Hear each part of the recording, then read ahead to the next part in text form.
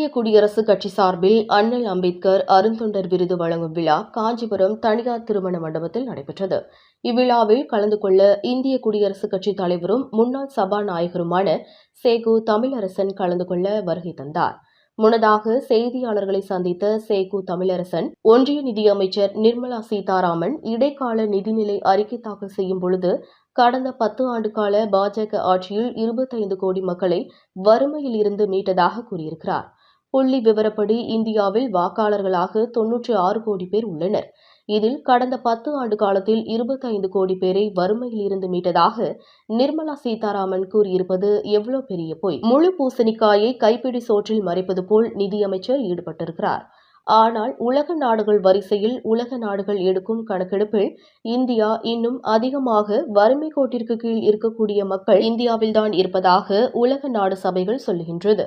குடிசைகளே இல்லாத இந்தியாவை உருவாக்குவோம் என தேர்தல் அறிக்கையில் கூறினார்கள். இந்த 10 ஆண்டு காலத்தில் குடிசைகள் ஒளிந்து இருக்கிறதா, முற்றிலும் மறைந்திருக்கிறதா என கேள்வி எழுப்பினார். நாடாளுமன்ற தேர்தல் கூட்டணி குறித்த கேள்விக்கு, எங்களை பொறுத்தவரை எங்கள் கொள்கை என்பது சனாதன மனு தர்மத்திற்கு எதிரானது. அதை ஆதரிக்கும் எந்த அமைப்பிற்கும் கூட்டணி சேர்வதற்கான வாய்ப்பு இல்லை. அவர்களுக்கான எதிர் அணியில்தான் நாங்கள் எந்த காலத்திலும் இருப்போம். எங்கள் கொள்கைக்கு எதிரான அணிகளில் வாய்ப்பு கிடைக்குமானால் போட்டியிடுவோம் என தெரிவித்தார். யார் வேண்டுமானால் அரசியல் கட்சி தொடங்கலாம். யார் மக்களுக்கு பணியாற்றுவதற்கு, சிறிய கொள்கைகளோடு உழைப்பதற்கு, தங்களை அர்ப்பணித்துக் கொள்வதற்கு முன் வருகிறார்களோ அவர்களால் கட்சி தொடங்கலாம்.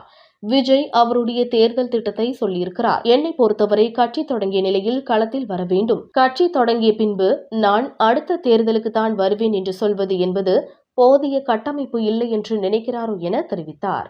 மத்திய நிதியமைச்சர் அவங்களுக்கு அடுத்த ஆண்டுக்கான நிதிநிலை அறிக்கையை அளிப்பதற்கான தார்மீக மேண்டேட்டரி கிடையாது.